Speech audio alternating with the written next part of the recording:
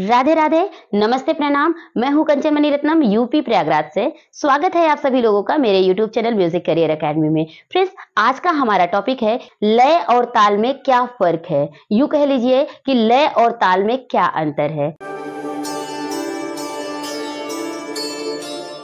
Friends, music के जितने भी स्टूडेंट्स हैं उनके माइंड में कभी ना कभी ये क्वेश्चन आया होगा। उन्हीं सारे स्टूडेंट्स में मेरे एक व्यूअर हैं अनूप कुमार साहू जी, वो हमसे क्वेश्चन करते हैं कि मैम लय और ताल में फर्क बता दीजिए। तो मैंने उनसे कहा था कि आप प्लीज वेट करिएगा, मैं इस पे एक वीडियो बनाकर आपको अच्छी तरीके से समझा दूंगी। फ्रेंड्स, अनूप जी के साथ साथ आप सभी लोगों को इस वीडियो के माध्यम से इसका आंसर मिलेगा। तो फ्रेंड्स, जुड़े रहिए। और अगर आपको दोनों में फर्क समझना है तो आपको एक काम करना है कि कॉपी और पेन लेकर के बैठिए, जो मैं बता रही हूं उसको लिखते जाइए, ठीक है। क्योंकि अभी आपको समझ आ जाएगा वीडियो के माध्यम से, नहीं लिखेंगे तो भी, लेकिन इन फ्यूचर मान लीजिए आप भूल गए तो आप एक बार फिर से देख लेंगे तो आपको याद हो जाएगा, इसलिए लिखते जाइएगा, ठीक है। देखिए, दोनों में फर्क समझने के लिए आपको एक बात समझनी होगी, दोनों को अच्छी तरीके से समझना होगा कि ताल किसे कहते हैं, लय क्या है, ठीक है। जब ताल क्या है, लय क्या है आपको समझ आ जाएगा तो दोनों में फर्क भी समझ आ जाएगा।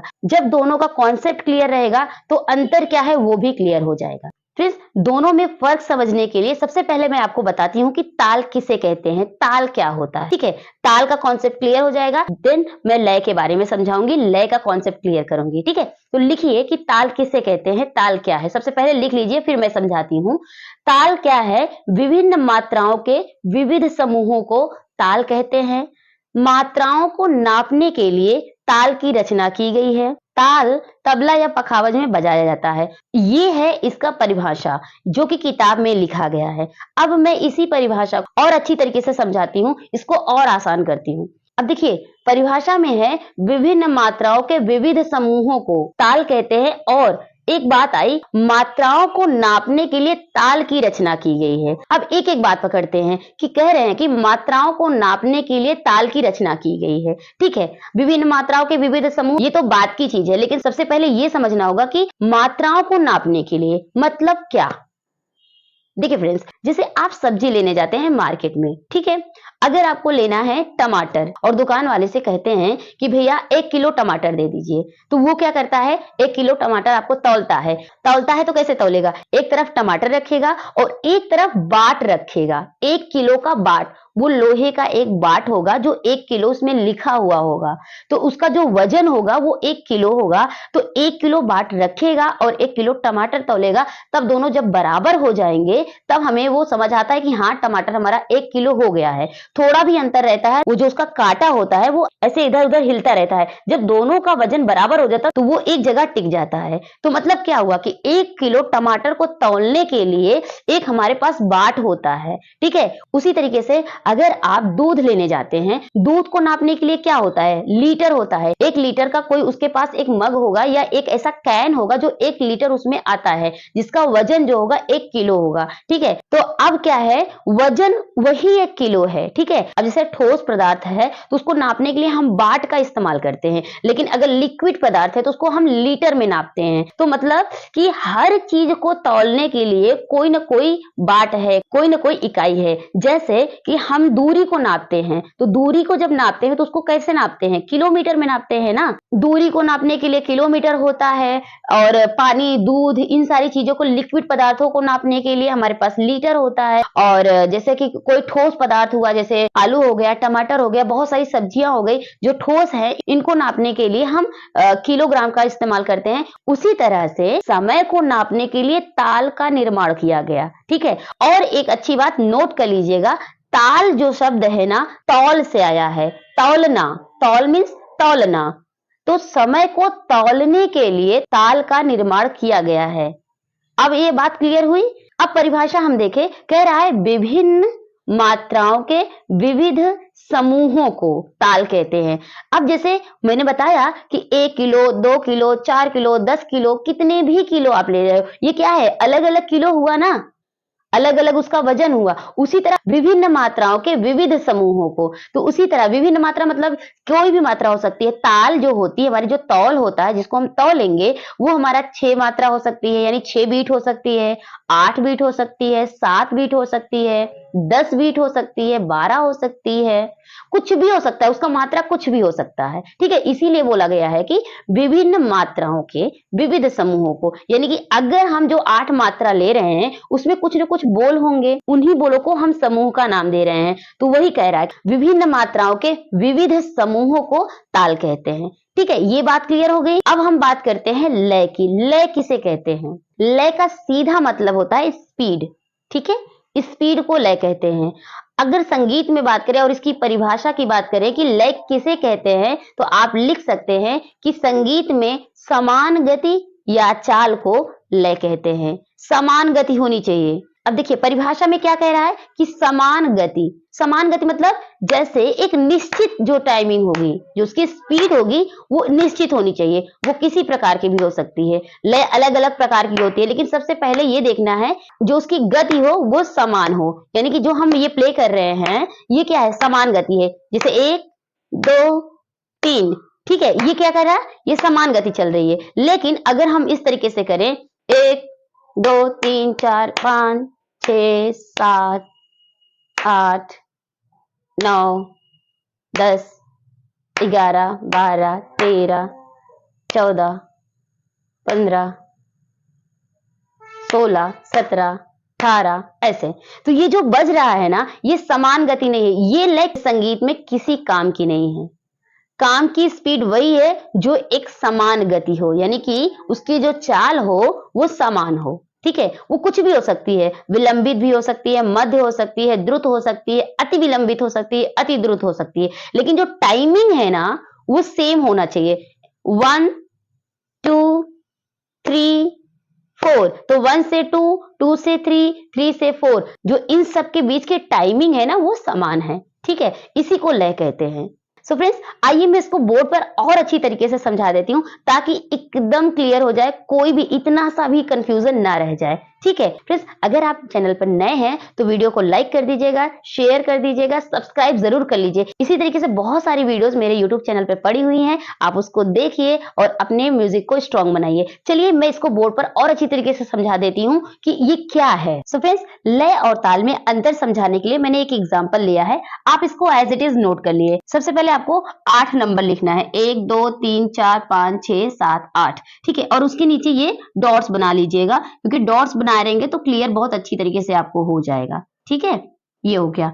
अब देखिए इस तरीके से आपने लिख लिया। अब यहाँ पे मैं बताती हूँ कि ताल कहाँ है, लय कहाँ है। ठीक है, अब ये क्या, देखिए यहाँ से 1 से लेकर के ये जो 8 है ना, ये आपका कहलाएगा ताल। ठीक है, ये है आपका ताल। अब यहाँ देखिए 1 से 2, 2 से 3, 3 से 4, 4 से 5, 5 से 6, 6 से 8। अब ये जो बीच में ये आ रहा है ना 1 से 2 और 2 से 3, 3 से 4, 4 से 5, 5 से 6, 6 से 7, 7 से 8, इस तरीके से। अब ये देखिए यही है आपका लय। ठीक है, ये आपका है लय। फ्रेंड्स देखिए 1 से 2, 2 से 3, 3 से 4 के बीच की जो गैपिंग है ना वो लय कहलाएगी, वो स्पीड है। ठीक है, अब जैसे कि परिभाषा में कहा गया विभिन्न मात्राओं के विविध समूहों को ताल कहते हैं। अब देखिए ये क्या है, 1 से 2, 2, ये क्या है, समूह है। 1 से 2, 2 से 3, 3 से 4, ये समूह हो गया कि विभिन्न मात्राओं के विविध समूहों को ताल कहते हैं। विभिन्न मात्रा का मतलब क्या हुआ, जैसे कि मात्रा जो हमारा 4 भी हो सकता है, 5 भी हो सकता है, 6 भी हो सकता है, 8 भी हो सकता है, 3 भी हो सकता है। ठीक है, और हमेशा जो ताल बनेगी कम से कम 3 होना चाहिए। ठीक है, अगर 3 रहेगा तो वो बनेगा, ताल बनेगा। अगर 3 से कम है, 1 2 है तो ताल नहीं बनेगा, वो ताल बन ही नहीं पाएगा। ठीक है, क्योंकि 3 अगर करते हैं तो 3 का गुणा करेंगे तो 3 दूनी 6, यानी कि दादरा का ये आपका एक विभाग बनेगा। और 4 रहेगा तो कहरवा का बनेगा, यानी कि कहरवा जो होता है 8 मात्रा का होता है, तो 8 मात्रा का जो विभाजन होगा उसका विभाग होगा 4 मात्राओं का होगा, तो ये 4 का हो जाएगा। जो हमारा विभाग बनेगा वो 4 मात्रा का हो जाएगा। हमें किसी भी ताल को बनाने के लिए कम से कम 3 मात्रा चाहिए। ठीक, तो विभिन्न मात्रा यही हो गया कि हमारा जो मात्रा है ये कुछ भी हो सकता है। और समूह, समूह का क्या मतलब हुआ, 1 से 2, 2 से 3, 3 से 4, ये जो हमारा ये बन रहा है ना ये समूह है। ठीक है, इसी को समूह बोलते हैं। और यही जो 1 से 2, 2 से 3, 3 से 4, 4 से 5 जो बन रहा है, ये जो स्पीड आ रही है 1 से 2, 2 से 3, 3 से 4, 4 से 5, 5 से 6, 6 से 7, 7 से 8, यही हमारा लय है। ठीक है, लय का मतलब स्पीड। अब देखिए 1 से 2 के बीच में जो गैपिंग है ना, 2 से 3 की गैपिंग सेम है। ठीक है, सेम होनी चाहिए इस तरीके से। जब सेम होगा तभी जाकर के वो समान गति कहलाएगी। तो अभी देखिए लय के बारे में कहा गया कि संगीत में समान गति या चाल को लय कहते हैं। ठीक है, तो अब यहां से आपका कॉन्सेप्ट क्लियर होता है। वो जो मात्राएं होती हैं वो ताल होती हैं, और मात्राओं के बीच में यानी 1 से 2, 2 से 3 के जो गैपिंग है वही लय कहलाती है। आई होप ये कॉन्सेप्ट आपका क्लियर हो गया होगा कि ताल क्या है, लय क्या है। और ध्यान दीजिएगा, हर एक ताल में XYZ कोई भी ताल हो उसमें लय होती है। ठीक है, अब देखिए फ्रेंड्स, लय और ताल को समझने के बाद अब क्या निष्कर्ष निकलता है। लय और ताल एक दूसरे से जुड़ी हुई हैं, एक दूसरे के बिना दोनों अधूरी हैं। ताल है तो उसमें लय होगी। ठीक है, हर ताल में लय होती है, लेकिन हर लय में कोई ताल हो ऐसा कोई जरूरी नहीं है। ध्यान दीजिएगा इस बात पे, हर ताल में लय होती है। ठीक है, क्योंकि ताल जो होगा कोई ना कोई एक मात्रा निश्चित होगी, और जो निश्चित मात्रा होगा वही उसका ताल कहलाएगा। जैसे अगर हम 6 बीट लेते हैं तो वो ताल कौन सी बनेगी, दादरा की। अगर हम 8 मात्रा लेते हैं तो वो कौन सी ताल बनेगी, कहरवा ताल। इसी तरीके से अलग अलग, यानी कि एक निश्चित मात्रा होगी तो वो ताल का स्वरूप बनेगा। ठीक है, और हर एक ताल में लय होती है, रिदम होती है, और जो उसकी गति होती है वो समान होनी चाहिए। अगर समान गति नहीं है तो वो लय नहीं होगी। ठीक है, अब लय के प्रकार होते हैं।